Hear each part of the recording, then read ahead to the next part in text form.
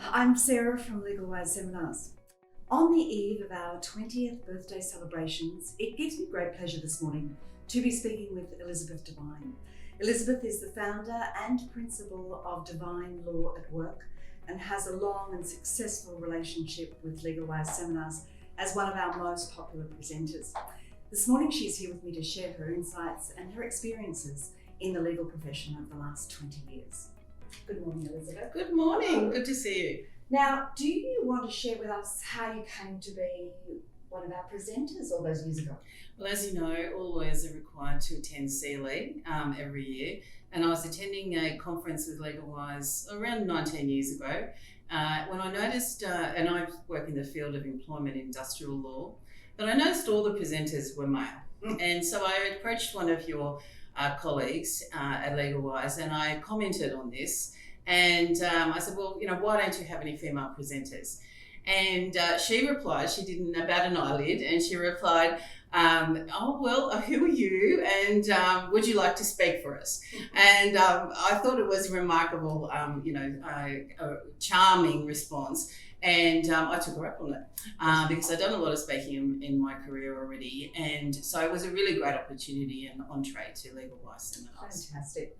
Tell me, how has the legal profession changed in your opinion over the last 20 years and with it your working life? Well, my journey, having my own practice, which I established 20 years ago as well, has very much been the journey that I've seen a lot of other lawyers follow. At the time, when I went out on my own, it was an unusual thing, particularly for a female lawyer. And I had a lot of comments around, oh, you're so brave, for doing this. Whereas in fact, it was a response to the limitations of traditional legal practice. I particularly wanted to have flexibility to raise my children, and I also wanted the autonomy to practice law in the way I wanted to practice it, which I hadn't found in the places I'd worked previously. And so what I have seen is that a lot of lawyers now spend some time in some of the larger law firms and then move on to having their own practice within a few years. And I'm part of Solicitors Chambers here at Clarence, and I've noticed so many more of them coming through. They're a lot more confident than my generation and a lot less tolerant of the limitations of the profession. So we see a more diverse profession generally, both in relation to women, but also in relation to other groups in our community, and hopefully when we are moving towards a profession that is more representative. And CLE and the delivery of CLE has changed so much, particularly during COVID, and with the delivery being online, with live web streaming or as a recording. How has that affected your interaction and your experience? What's your favourite format? My favourite format is in person. Yeah. I have a very interactive style. I really like to see the audience and to know whether or not I'm landing with what I'm saying. Sometimes they fall asleep, although that's rare, I must say. Most of the time they're interested and engaged, and it's a much more interesting experience for them, hopefully, as well as for me. I still remember the first occasion in late March 2020 where I was speaking for Legalwise, and having done quite a few other presentations that March in person, I arrived to be informed by one of your colleagues that Elizabeth, it's just going to be you and the tech guy. And it was quite a confounding experience. I went on that year to, the first year of the pandemic, to do a lot of webinars for Legalwise because we had to play catch up in employment law to address the crisis that we were facing. There's a terrible silence that follows when you finish a webinar, when you're the presenter, and you've got all this energy that you've put into the presentation, and then there's silence, and it's quite daunting. So whilst I absolutely respect the fact that what's important is that we're flexible in all kind of education work that's done, that people are able to use on demand, they're able to use webinars, they're able to come in person. What works for the audience is fundamentally what it's all about. And so whilst I respect that, my own preference is definitely for in person. Yeah. And presenting for Legalwise seminars over these years, has that helped you forge professional networking opportunities? Yeah, without a doubt. I very much had to, I'd been with government practice, private practice, a peak employer body. I'd always been associated with an entity. So when I established my own practice, I had to establish my own name in my own right.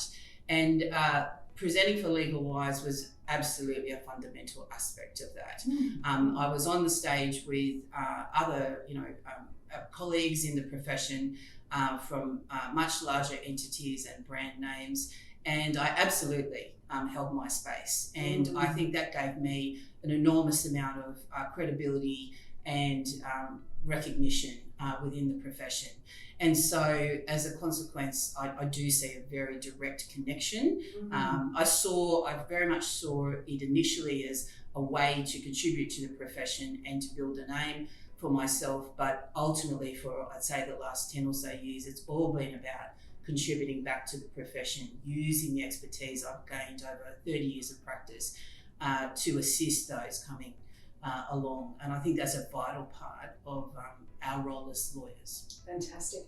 And what do you see as the future for CLEs, for the legal profession, for yourself as a practitioner, with all the Me Too movement and the accusations of sexual harassment within the legal profession itself? Where do you see that all sort of landing and moving forward? I think it's fair to say we've come a long way. We have a long way to go. We certainly see a lot more representation of women, but we do not see the representation of other groups in society. We are a very multicultural, diverse society. Our profession should reflect that. And those presenting as authorities, as experts in their field, that is a very important message to send, that people of all different backgrounds and experience in the legal profession need to be seen there. As I mentioned earlier, I'm often the only sole practitioner specialist when I'm presenting.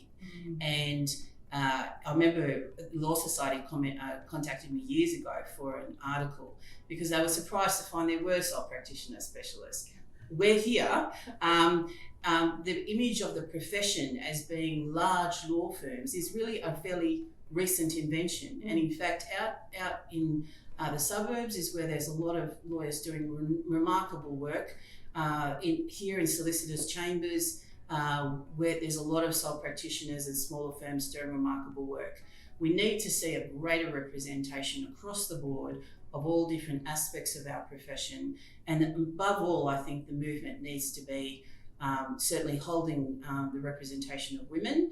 We are, after all, more than 50% of the profession as well as the society, but also more importantly, groups for people of colour, people of different, particularly First Nations people, so that we can see that our profession is more than the public image.